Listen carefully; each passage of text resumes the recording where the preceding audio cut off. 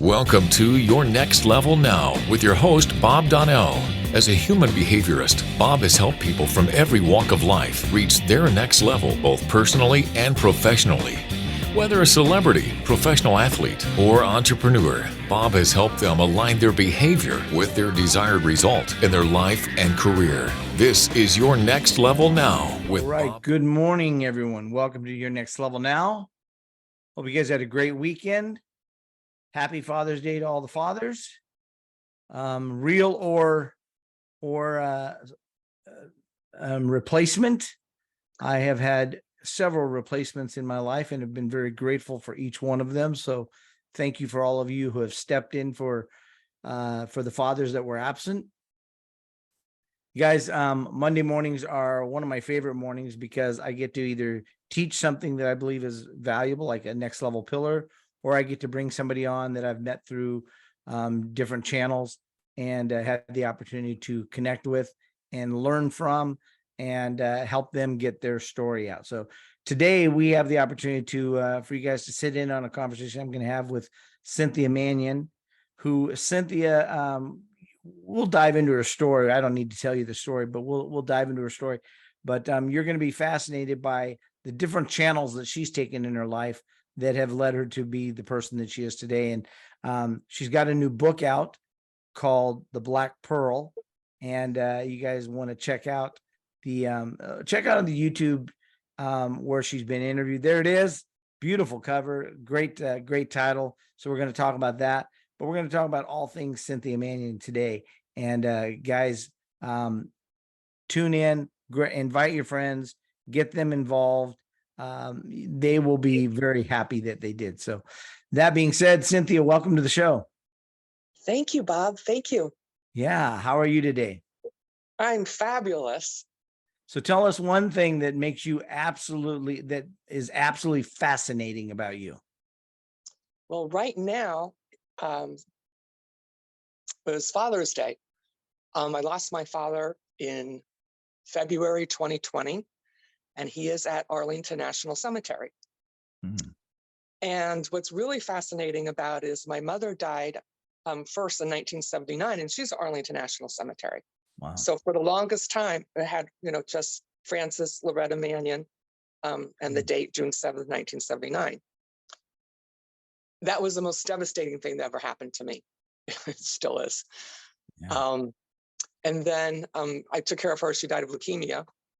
The next in Arlington National Cemetery in this plot, I took care of my stepmother for 16 years with breast cancer. So then she died, and then what they do is they actually stack them. So then I wasn't sure how my mom would feel about that. It's a little, but I thought, okay, it's great. One place to go visit both of them. So then they put her name on the back. So Carol D. Manion, and she died in April 2013. And then Dad died. And so what they do now is they put the person who served on the front. So it has Lieutenant Colonel Martin F. Mann, United States Air Force, on the front, and then on the back, wives of Frances and then Carol. Isn't that interesting? That is really interesting. And then for me, it's one-stop shopping. Get one big, beautiful thing of flowers, and I usually divide it and put half in front and half in back. Yeah, I hear you. So yes, funny. I always visit for Mother's Day, Father's Day, and their birthdays, and if I'm just driving by. But yesterday I did a favor for someone else's father, and I justified it to my dad and said, I'm doing one for a living father, but I'll get to you on Wednesday. Good for you. It's good to have those boundaries and have a structure of what you need to do to get everything done the way you want it to get it done. It's true. And you're an expert at this. Thank you. You are, you're kind of an anomaly. The more I've learned about you, the more I've realized that you're not the woman that you just look at and go, oh, that's Cynthia Manion. There's so many layers to you. And I see some people online. Debbie Bettendorf says, hi, Bob and Cynthia. Hey, Debbie, I know you were on her show recently. Hi, Debbie. It was so fun. Yes. She's a sweetheart. She's just an amazing woman. And Beirut, nice to see you there. And Flo and Jim obviously are online with us. But guys, or Cynthia, let me just kind of address the elephant in the room, and that is, here's this beautiful woman who has accomplished a lot in modeling, has modeled for some of the biggest agencies in the world, have worked directly with some of the biggest names in the industry, not just worked for, but actually worked directly with the biggest names, and then has also traveled the world, some by her choice and some not so much.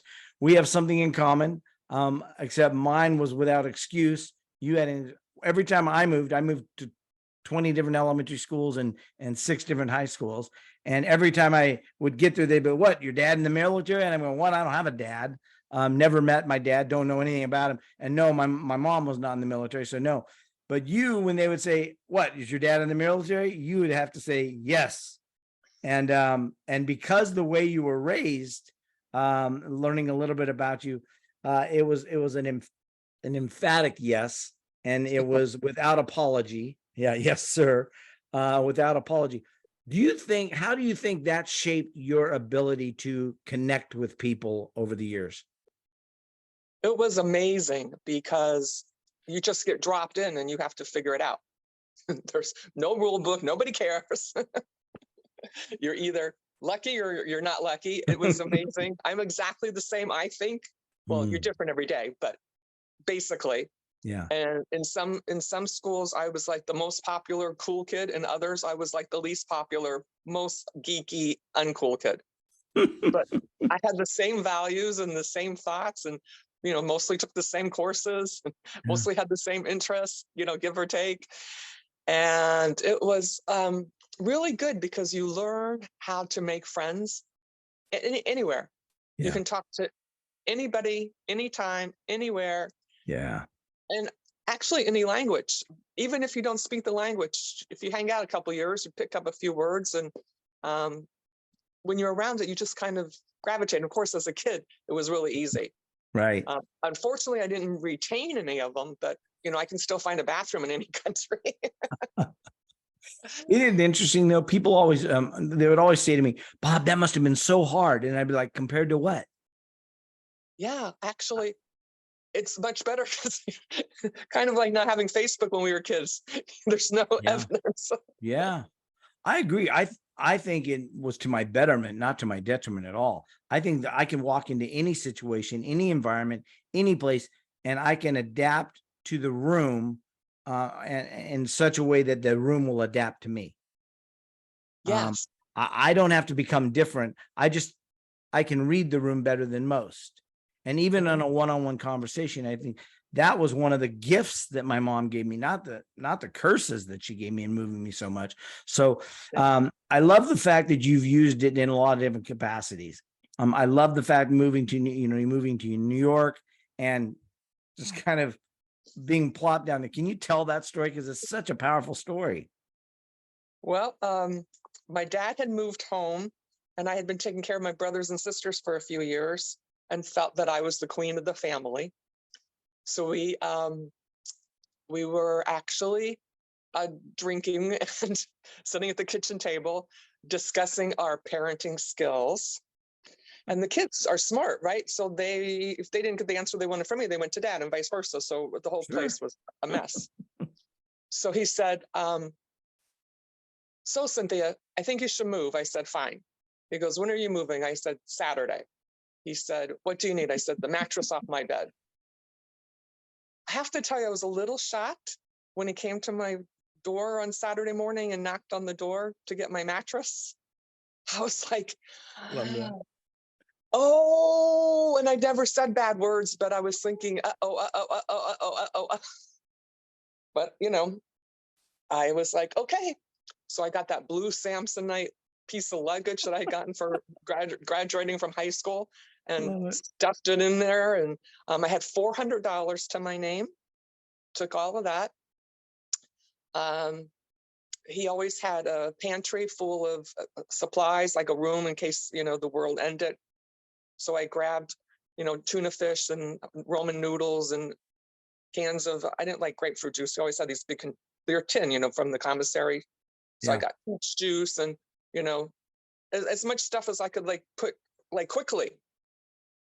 Threw it in the car, took my pillow and my bedspread and a few books and yeah, just kind of, and then I drove to Baltimore. And I was like, oh my gosh, I went to see the eagle arches. I said, oh. Now, wait, where is this mattress at the time? Oh, it's tied onto the roof of my car. Dad took you at your word. Yeah.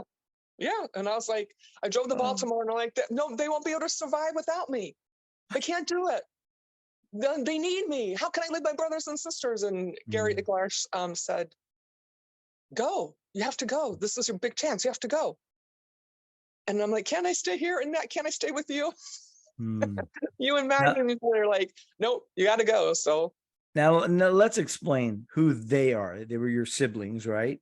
Oh no, my siblings are home. They're in Alexandria, Virginia. Right. I drove to Baltimore to a photographer friend of mine, Gary Iglarsh, Annette Iglarsh, and their daughter Abigail. But what you were saying was, I can't just leave my siblings. I mean, how are they going to deal with everything? Oh, right? yeah. Yeah. And you felt a sense of responsibility. Let's talk about why you felt such a sense of responsibility for your younger siblings. They're my kids. I mean, I promised Mom I'd take care of them.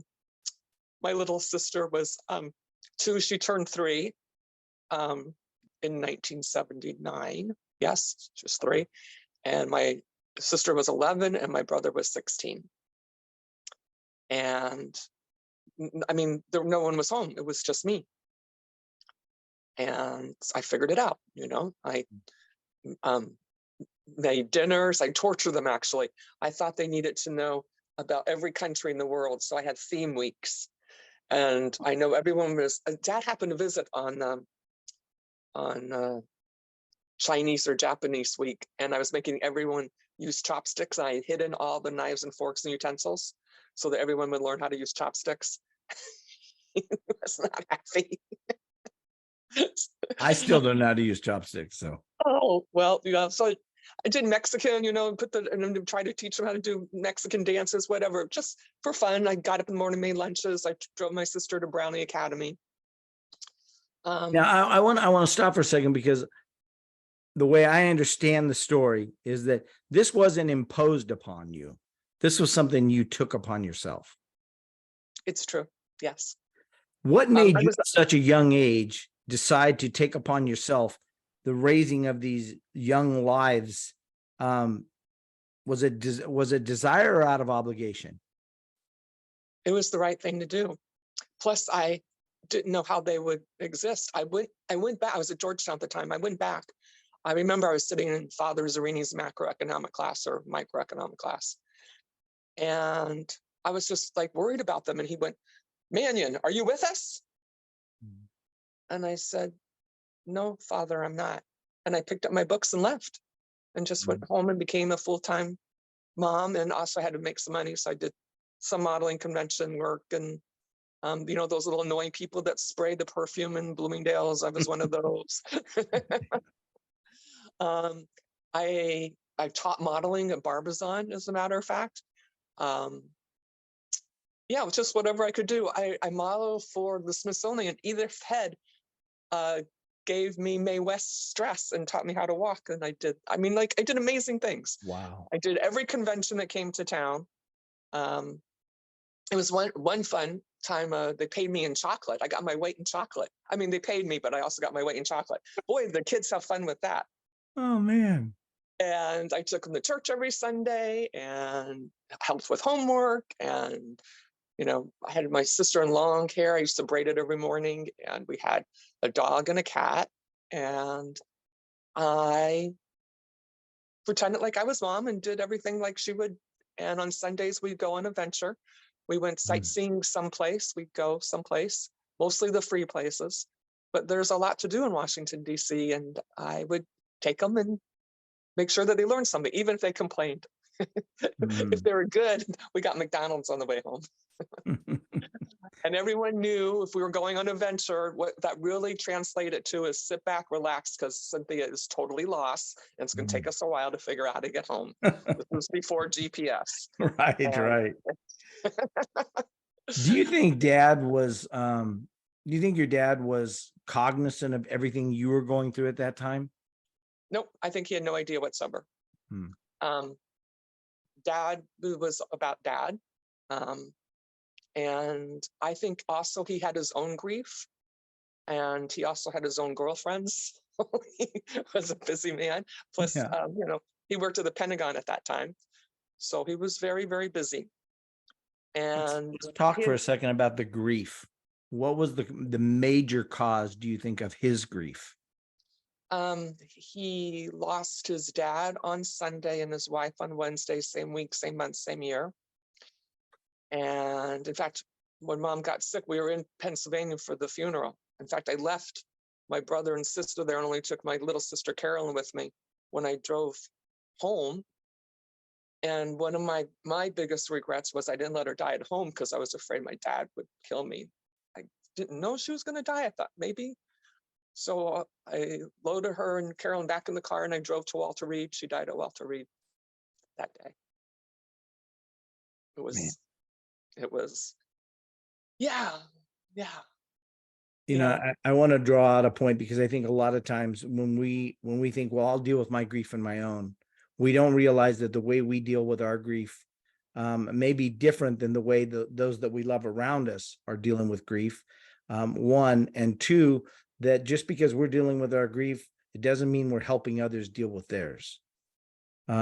So with your dad being maybe not cognizant of what you were going through, do you think what would be one thing if you could recommend to your dad, if you could have a conversation with him and say, Dad, here's what I really needed from you at that time, what would that be?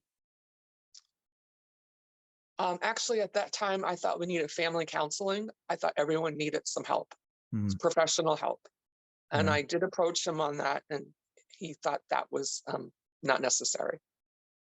He had an idea that, weak people do it, and it wasn't good for an officer in the Air Force to engage in getting counseling. So I think I did pretty good with my sisters. I did excellent with my youngest sister, and my brother was already on the wrong path. All I could do was be there to support him. He died in 2021. Yeah, that was, he was younger than me too. Heartbreaking. Sorry for your loss. Yeah. So, I think the reason I wanted to kind of address it in reverse order, if you've noticed the way I've gone, is because I think that there's a lot that we learn later on in life that we go, I could have taught that then, but I just didn't know it. Or I could have lived it that way, but I just didn't know how to at that point. The question you might have asked your dad, or the advice you might have given your dad today in that situation may have been different than what you were asking for at the time. Do you see any difference, or was it pretty much the same? I think he became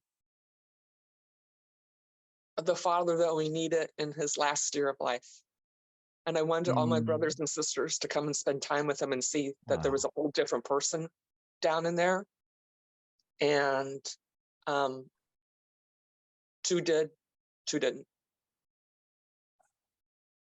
And I really said to one, I said, you really need to come because you need to see him and forgive him and get it out of your DNA, because it's not healthy to harbor all those feelings. And that person did not come. And she was, I called her. I'm like, he's dying. I said he was going to die. You got to get here. And she left one day later, and she got here, and I said, Dad, you can't die yet. She's coming. And he did. And I almost said, you did that on purpose. That was not very nice of you. Oh, yes, indeedy. Yes, indeedy. I do believe he had extraordinary powers. He could do anything. Talking about fathers, he was an Iron Man. He could sail anything. He could fly anything. He scuba dived. He hunted. He did safari. We used to count his laps when he did the Ironman training. He could fix anything. He knew Morse code. He was amazing. Just Incredible. amazing. A man's man. Yeah. Yeah, man, that's incredible. You know, Really let's talk about this book, because this book, I know, you know, I've heard some of your interviews. I've heard, you know, we share Grow Life Academy together. So I hear, you know, some of the stuff there. And then you and I have had some conversations. And this book, what was the precipice for this book taking shape in such a way to become a fictional, but yet with some real life experience in there? And I love your positioning of it. It's really for everyone, but your heart is for women that have just really, that really need your voice to gain their own. And I say that in that specific order. They need your voice because they're going to have to borrow your voice, maybe in the lack of their courage that they have for themselves right now. Can you talk about what was the precipice of that book? I always wanted to write a book. I looked around. We kind of have three stories going, so I'm going to start with answering your question. During the pandemic, so many my friends looked terrible, weren't taking care of themselves, really went into bad places. Now, there's great sparks, but in general, there was a and I was taking it as a great vacation, not vacation because I actually worked harder, but it was wonderful to be at home. And I started off with water bottles with this online Zoom that I got. My girlfriend kind of inspired her to get it going. And just hearing people's stories, and they were so depressed and so, ugh. And I was like, oh, I just want to pull back your heart and go back to that little seed and remember who you were. And this is your opportunity to like do something with that. You know, whatever you did, whatever you want to do. One girl started painting. She's doing unbelievable paintings, actually, too, right here in my neighborhood. And just coming up with other things that make you happy, that little soul, that little piece of you that you forgot. And the strength to do it. You just have to, you know, make a time commitment, be consistent, start doing it and go for it. And not listen to the negative stuff. You have to have your positive affirmations, you know, inside of your bathroom cabinet, so that when you open it in the morning, you remind yourself every day. And that, like, I just try to focus on three things I'm going to get done every morning when I wake up. And right now I'm working on another book, so I'm trying to get that done. So I'm like, okay, you gotta walk the dog, feed the dog. right, the tasks. Work on the book, and even if you don't think of anything that day, you know, write about the weather. It's another beautiful day. Every day is a beautiful day. We're here. We're alive. We beat all those other sperms to be born. There's a reason that we are here. There's a reason that God, or your divine, your presence, your soul person put you on this planet. And you have a deep purpose, an amazing mission. And you can't squander this time. You have to do what your mission is. And it's not sitting on the couch and overeating and, you know, that stuff. Yeah. So I in my route up to New York, when we were talking, I spent a lot of time in green rooms and in dressing rooms. And Robin Tukowski's couldn't believe my life then. And she was like, you should write a book. So it only took me a few more decades to get the first one out. But she was very inspiring.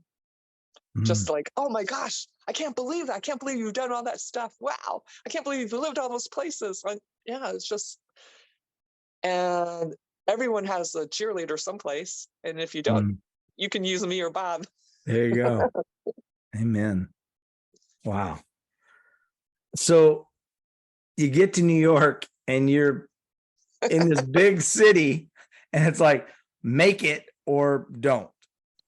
What was your Yes. first thing you did when you got to New York City that set you on the right trajectory?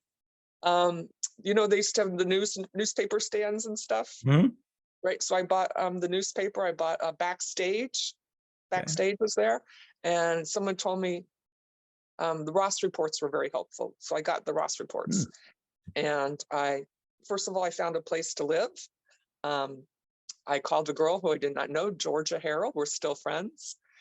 She is in California now, Wow. and um, sight unseen, girl unseen, walked up these four flights of stairs. I was at 47 West 73rd Street. Hmm. Gave this girl I didn't know my $400. I really only had the change that was in the car from tolls left. Whoa.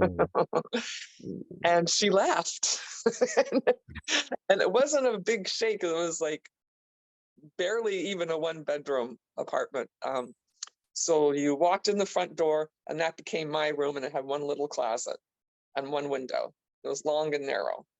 And then over here, there was a hallway, and the little kitchenette part was here. The back half would have been the living room, dining room, but that was her space, and the bathroom was over there. And she entertained a lot. So I was always like, oh, when I had to go there. Yeah, and so I had this cute little outfit that I thought I looked wonderful in that I wore every day. It was a white leather mini skirt with a white leather woven top and white heels, patent leather. And it was good because it didn't need to be dry cleaned or washed. You just kind of wiped it down. And I started at the A's. I wasn't, this is the blonde coming out. I started at the A's and walked. And I didn't get a job till the I's. To the eyes.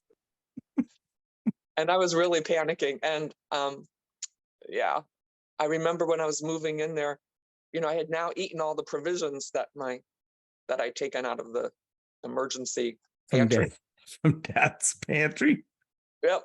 I remember I opened the can of peach juice with the can opener, like, one of the pointed ones. And I got the worst stomach cramps. And of course, then I had the mattress on like the second floor.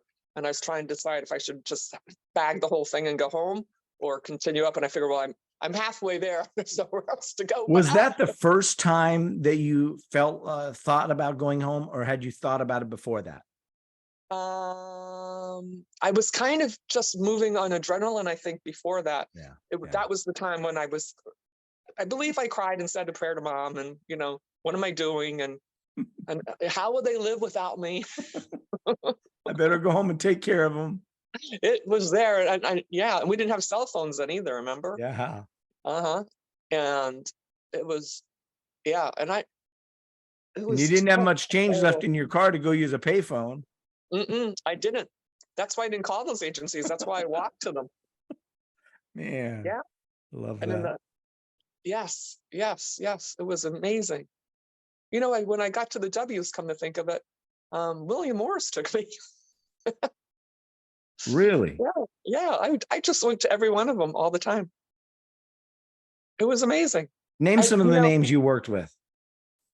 Well, my favorite was Oscar de la Renta. He's my absolute favorite. He was so nice to me. I would sit outside his office. I think he was paying me $250 an hour, and I needlepointed. Robin Dukowski taught me how to needlepoint in the dressing rooms. And did he know he was paying you $250 an hour to needlepoint? Absolutely, I think he does, or maybe he didn't even. I don't know. I think he just liked me sitting there because his first wife used to needlepoint, and I think it must have brought back pleasant memories to him or something. And so I would just sit there. He would keep me waiting for a couple hours. I'd be like, "Oh, this is wonderful." Oh, also, they would feed me. And it has perks. Yeah. And how old were you at that time? I was 23-ish, 24, 23, 24. Unreal. Yeah, he taught me how to eat gefilte fish. It was a Jewish holiday, and all the seamstresses and, because I did the fittings. And so everyone was there to, tuck and do whatever for the swimsuit. I was doing the swimsuit fittings for them. And yeah. And in between, I take bites of stuff. Now, at this point in your life, I mean, here you are working with some of the biggest names. How was your ability to view yourself realistically? I was just trying to pay the rent and survive in New York City. And so, like, I just kind of became friends with them. They're Mm. people. I worked for Donna Karen. In fact, when I had a really bad leg injury, she made me a skirt that was black velvet. I still have it. It was short on my good leg and went down on my recovering leg to cover the Wow. big thing. I wasn't working during that time. I worked for Gloria Vanderbilt Suits, Giorgio St. Angela, Halston, Jeffrey Bean. Um, Now, did you uh, arrive in New York going, I am hot, I am sexy, I am beautiful, I am wonderful, I am strong, I am courageous? Did you get there with that embedded in you already? nope. Where did it come from? Where did it come from? I think it came from all the masterminds I have been taking. I think I just developed it. I Hmm. don't think I always had it. I think whenever I got myself in a jam, like when I had this skiing injury and I didn't walk for 3 years and I weighed like 300 pounds, actually 299. I did not hit that 300 mark. I refused. Hmm. Um, when I was laying in bed in Vail Valley Medical Center and I was looking out the window and on the TV, something came up and I went, ah. So I entered the Mrs. New York pageant. I was married then. Just like having a goal and deciding to do it and just getting up and doing it. Yeah. And if you just decide you're going to do it, you just do it. And I had no idea that I was anything. I actually figured I was untalented and not smart enough and have to Mm. really watch all that negative self-talk and put it back there. Now I have this little chant that I made up with Pearl in Santa Barbara at Eileen's Avocado Ranch last year, and it goes, "You are amazing. I am amazing. We are amazing." Sounds great on the top of a mountain or in a bathroom or in a tunnel or in the mirror when you're looking at yourself.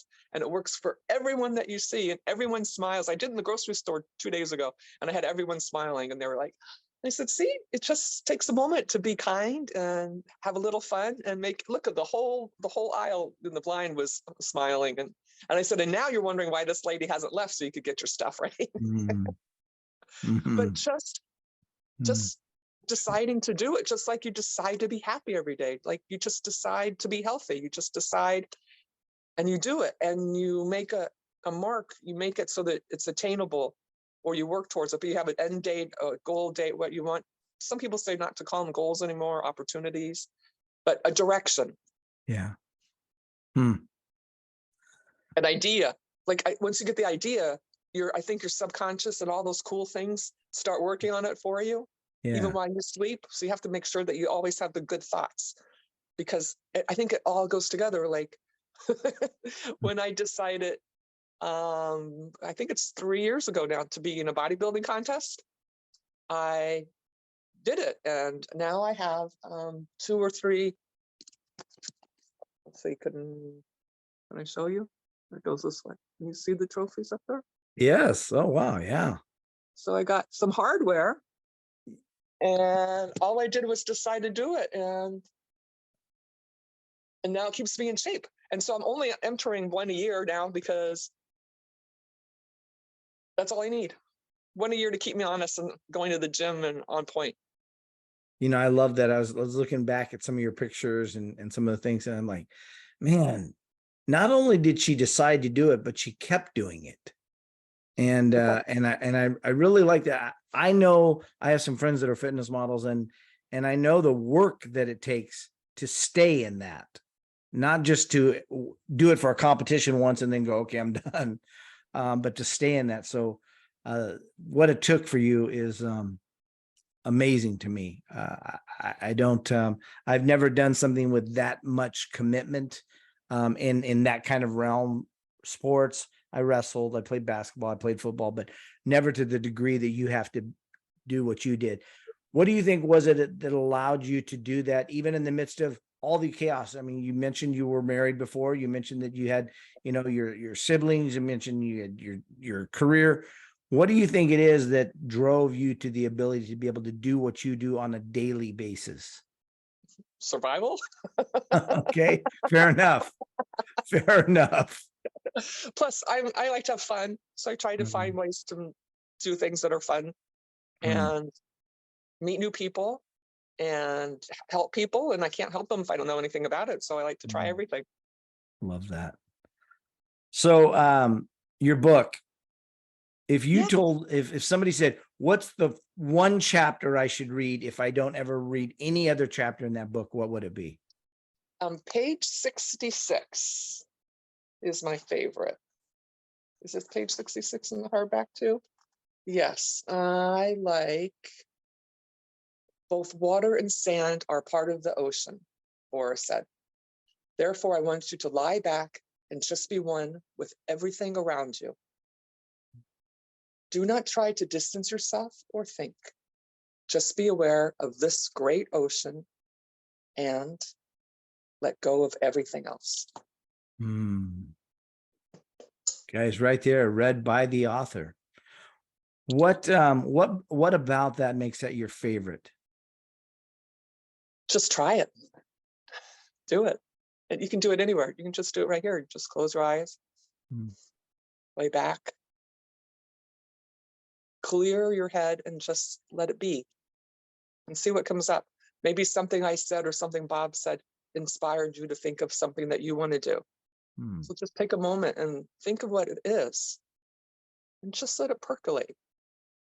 You don't have to make a big list or anything. Just see where it brings you.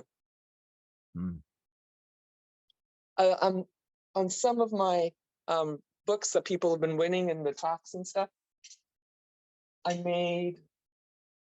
Galen made these bookmarkers for me. I was just going to put a ribbon in my books. Oh, cool. But he made these, now they're 13-step processes, but has a real black pearl on the front of it. Love that. And at the end, it has a mermaid. They're all different. There were 200 of them, but I've done a pretty good job giving them out. So I always put it on page 66. So if you've gotten one of the books, there's a reason that it's there. So I put it in page 66 when I send it out. And then some of my winners, I have to order more of these. Have gotten this beautiful little gift. Yeah. And it's gorgeous. really fun. My podcast, the Cynthia Manion Show. Now I'm following in Bob's footsteps. Nice. Right now it's the last Wednesday of every month at 7 p.m. But Awesome. I usually give a couple of these away, and it's Love Pearl, a wish waiting to come true. And what it is, it's a real oyster in there. Wow. And you Beautiful. get to open it, and you get a pearl in it, and then this is a mermaid, and you put the pearl in there, and there's 4 or 5 different colors: white for wisdom, cream for success, peach for health, purple for wealth, black for love. A shimmering love pearl waits to brighten your every mood. And anyway. Wow. Now, where do people get those? Is that something you sell online or what? I haven't been, but I might actually put it on my website. That's a very good idea, because I'm getting so many requests for them. And I've given They're away beautiful pieces. Yeah, I've given away 25 of them. And I have 2 left, and they're already taken. I just haven't packaged them up yet. In fact, one goes to Barb, Blessings from Barb. I think she's in our group. And the other one is Kellen Ann's. Just came back from London today from promoting her book that she did, I think, with Michael Heplin on the 17.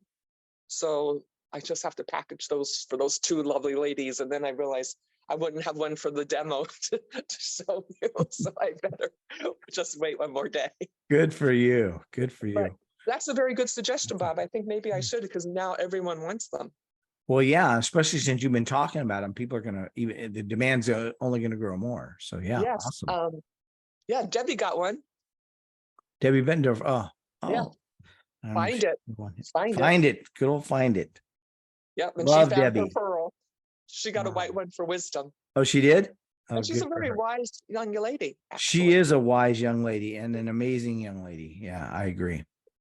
As are you. Let me, as we round this out, we're going to open it up for Q&A for those that are in Zoom. But let me just ask you this. If your life is going to mean something at the end of it, what have you found that's necessary in order for you to do that or be that? That is a very good question that I have been pondering. I am Mm, at the crossroads once again in my life. And I've been thinking about this. I do so many things and I need to pull it in. My current things are literacy and the ocean. I always want to make sure everyone knows how to swim. I don't think there should be any drownings ever. mm, Um, mm. I Oh, think that's good. everyone needs to know how to read. Everyone in the world. I think there's still like 70 million or something people that don't know how to read. Can't possibly exist and do better. Mm, Um, and and every single day, every single moment, leaving a little earlier, so that you can be nicer on the roads, taking a moment, smiling at people, being kind, just simple things, holding the door open for someone. mm. I Yeah. mean, I just want to leave a smile and a little piece of joy. I just want everyone to slow down and be so grateful. We live in the greatest country in the world, in Mm, the universe, and appreciate it mm, and pick up after yourself. I try to leave mm. every place I go or do a little better, a little cleaner, a little nicer. Nice. Love that. Mm. And what about you, Thank Bob? How would you answer that question? this interview is about you. This is all you. Yes. Okay. Well, you'll tell me later then. Give me a Oh, little sure, feel then. absolutely, absolutely. But I really want the people to get the gist of who you are, not just what you've done. And so I really thank you for sharing what you've shared so far. We're gonna open this up for Q&A for Flo and for Jim. And I see some other people, Debbie and Flo, and another Debbie, and Eric Flornay is there. Ruby Ann Rhodes McCoy is a very dear friend of mine. So we've got some people on. So Jim, do you have a comment or a question? I am just in love with Cynthia. Yeah. Just hearing your story, so beautiful. Thank you for when you were younger, for your service. I think you enabled your dad to be all he could be Mm, at what he's doing and served us in so doing true. that. So, So true. and just being a ray of sunshine. Thank you. That's all I wanted to say. Oh, Well, that's thank awesome. you. Thank you. And That's cool. I Cynthia, actually never thought of that. Jim is a leadership expert. So that's Oh, where his background is, and he's got a great illustrious career that he's been very successful over the years, and now he's kind of doing a lot of give back stuff. So it's kind of cool. But hopefully you guys can connect, and he's got a great podcast. So I know he's had a couple of people on that so you guys can touch base about that for sure. awesome. I would love to. Thank you. Yeah, Absolutely. fantastic. Yeah, thank you, Bob. Absolutely. Flo, what about you?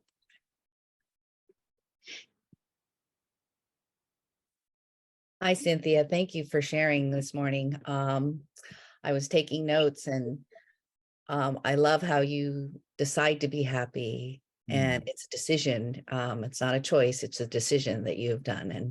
And all the decisions that you've made and you shared, I love how it created you. But one thing that stuck out with me, and I'm sorry for your loss with your dad, Thanks.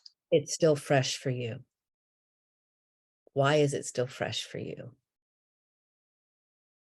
Even your mom, when you were mentioning your mom. Um, yeah. Well, I took care of my dad in my house for 7 years Mm. because I didn't want him. I put him in one of those places for about 5 minutes, and I saw that that was horrible, and Yeah. took care of him myself. And I guess Father's Day always brings it up too, right? Yeah. And when you drive down different roads or little things, you just get hit with, oh, we did that, or we did that, or that thing on your phone where the pictures come up, 1 year, 2 year. So I Memory. happened to get, I got hit with that today too. So I was like, oh, Thank you for sharing. Thank you for answering. I know it's vulnerable for you. So thank you. No, I appreciate it because it's good to share and it's good to talk about it. And I didn't for so long. I just kept marching on. Amen. And Flo is an amazing person. She's also my girlfriend, but she's an Oh, amazing woman and amazing mother, and she's just an incredible person. So I invite you guys to really connect because both are very kind women, and I think that's one of Flo's biggest things is she wants to just be known for her kindness. So I think you guys should have a great conversation. very kind. She was very kind. Yeah.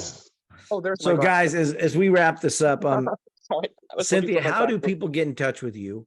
What Uh, what are the different ways that you want people to connect, and what's the first and preferred way for you to connect with people? I have this very old email that I check more often. I got a new fancy one, but I forget. The new one is Cynthia Manion at cynthiamanion.com. Okay. And I do Facebook. I'm on LinkedIn. I'm on Twitter and Instagram now. Join my Facebook group, Cynthia Songs of the Sea. That's the best place. Then I can put in all the places that you can get me, and you can join if you joined the Wednesday meetings, then you get an email. And on the email, all the little things are live and you could just click on them. Okay. So Perfect. send me your email address. Yeah. It's Cynthia Manion. I'm in Facebook. Do it there. I put it in that message thing. And Awesome. that way I can reach back to you to make sure that you get all that. And then you can give me your information too. And we can be friends. Perfect. So what we're going to do, we're going to put you into the Facebook group, and then we're also going to share this out, and then we're going to invite you to share it out as well. And we won't just share it out once. We'll probably put it into a couple of clips so that we talk about it for the next week or so people can get more information, or maybe if they miss this, they can go back and watch the recording. So Cynthia, I just want to personally thank you for being who you are. I've gotten to know you in a couple of different aspects, and I'm truly grateful for the person that you are, person that you were for your kids, for your siblings, the person that you were for your father, and more importantly, the person that you have been for yourself, the advocate that you have been for Cynthia Manion, which allows others to learn how to be an advocate for themselves. So thank you for that. Thank you, Bob. It's beautiful. Thank you. So guys, get out there, make it a great week, and enjoy your next level. Woohoo! Because you are amazing. I am You are- amazing. We are amazing. Amen. Thank you.